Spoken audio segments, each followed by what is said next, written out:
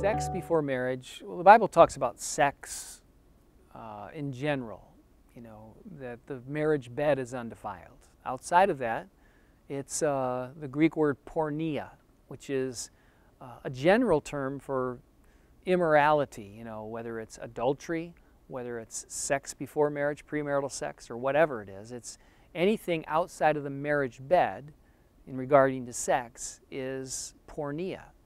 And porneia is one of the deeds of the flesh, and as such is sin. So sex before marriage is plainly sin. And, I would encourage couples who, see, there are actually two sides to that. There's one where a couple will just engage in casual sex, not intending any relationship, just enjoying each other for a moment and pleasing each other, and that's that, and see you later, and, well, I'll probably never see you again. And then there's sex that, well, there's a couple, they're committed to each other, they might get married one day, and they want to partake of that. In both cases, the problem is a lack of self-control. One of the best things you can do for building a strong marriage is exercising self-control, because what I've discovered in 30 years of ministry is that if you're not faithful to God before marriage, you're going to sow the seeds of unfaithfulness in your marriage. And if you sow the seeds of unfaithfulness in your marriage, you think once you get married you'll have no more temptation now because you can please each other. Well, the fact is, the eyes of man are never satisfied. And if you've been unfaithful to God before marriage, you're going to be very easily tempted and possibly even succumb to temptation with the flattery of one woman at work or a friend that you run into. And if it's casual, you're going to have all kinds of relationships. And there's something the Bible speaks about when a man and a woman come together, they become one flesh.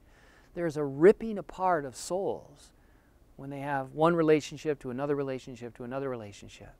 So I think the Bible's pretty clear on sexual sin and what it does, how devastating it is.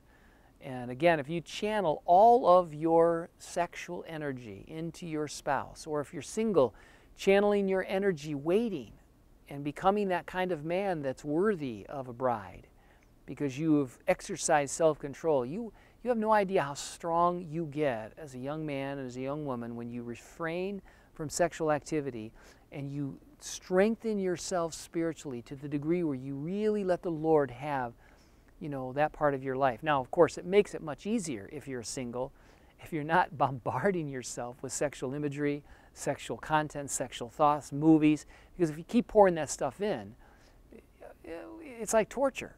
Why would you torture yourself? And then you're going to stumble and then feel guilty and feel all that guilt. It's better to keep yourself from anything that stimulates that sexual desire, to focus your energies on things that are productive. And then when you get married, you have laid a strong foundation, and let me tell you something, you're going to have a great relationship because you will have honored God, you will have feared God entering into a relationship with people.